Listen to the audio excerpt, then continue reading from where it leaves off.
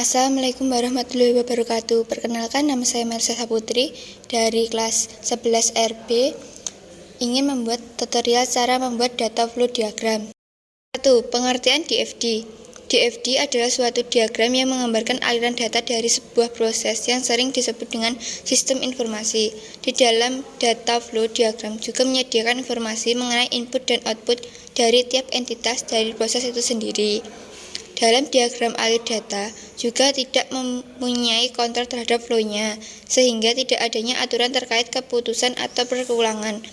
Bentuk penggambaran berupa data flow chart dengan skema yang lebih spesifik. Menurut Ken Skonzar, tujuan dari adanya DFD sendiri adalah sebagai penyedia atau menjembati antara pengguna dengan sistem informasi. DFD pertama kali penggunaannya dipopulerkan oleh Larry Constantine dan N. Jordan dalam struktur Analysis and Design Techniques. Kegunaan 1. Menggambarkan suatu sistem. Kegunaan DFD adalah menggambarkan suatu sistem sebagai satu kesatuan yang saling terkait. Dalam sistem tersebut, kita dapat melihat berbagai komponen DFD dengan sifat saling terkait pada alur kerja.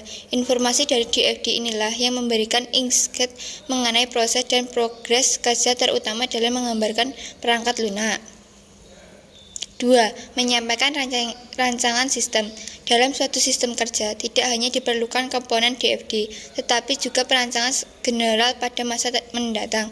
Oleh sebab itu, menyampaikan rancangan secara visual melalui DFD adalah penting, karena bukan hanya pihak internal yang harus bisa memahami rancangan kerja, tetapi juga pihak ketiga seperti klien. 3. Merancang model. Berikut fungsi DFD adalah sebagai media perancangan model yang sistematis. Dalam hal perancangan model, kamu dapat memilih beberapa alur kerja untuk di-hanglist guna memberi penekanan akan prioritas atau urgensi alur tersebut. Notasi atau simbol DFD. Genseson, Jordan, DeMarco. Keterangan.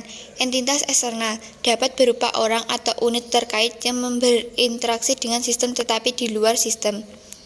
Proses. Orang atau unit yang mempergunakan atau melakukan transformasi data. Komponen fisik tidak didefinisikan. Alir data. Alir data dengan arah khusus dari sumber ke tujuan. Data store. Penyimpanan data atau tempat data terlihat oleh proses. Perbedaan antara Genseson dan Jordan DeMarco adalah proses dan data store. Larangan dalam pembuatan DFD. Arus data tidak boleh dari entitas luar langsung menuju entitas luar lainnya tanpa melalui suatu proses.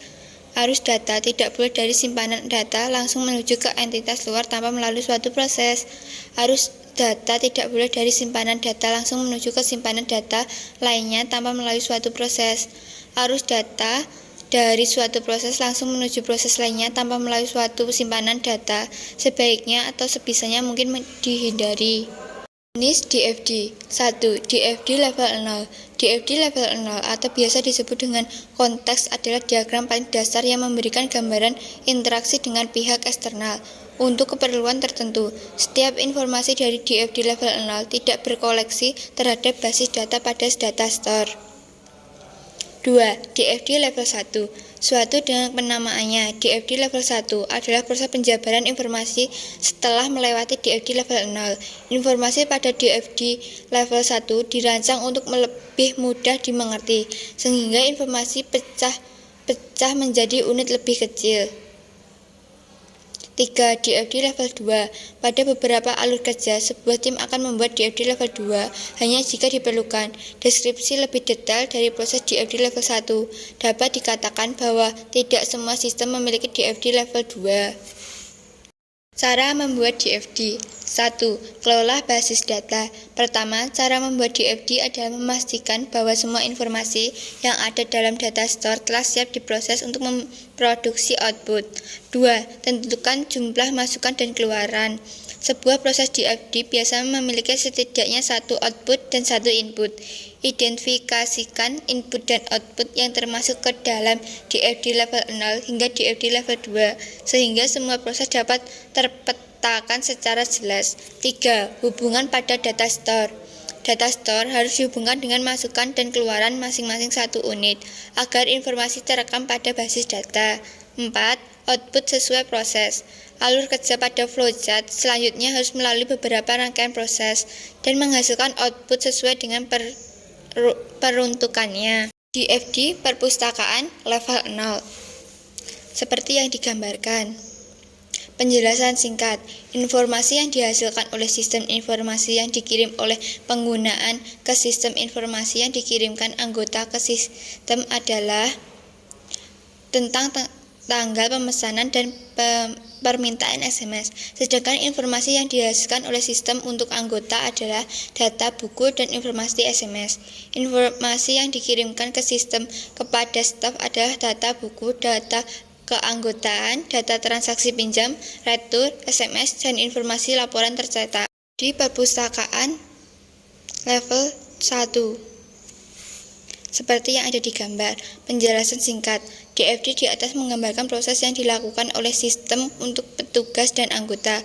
Proses tersebut meliputi pengolahan data buku, melakukan survei buku, mengolah data keanggotaan, melakukan survei keanggotaan, memperoleh pinjaman dan pengambilan, dan data SMS keluar dan masuk. DFD perpustakaan level 2, seperti yang ada di gambar. Penjelasan singkat. Gambar ini merinci proses pengolahan data buku dan data anggota secara lebih rinci. Karyawan dapat memasukkan data buku, mengubah data buku, dan menghapus data buku.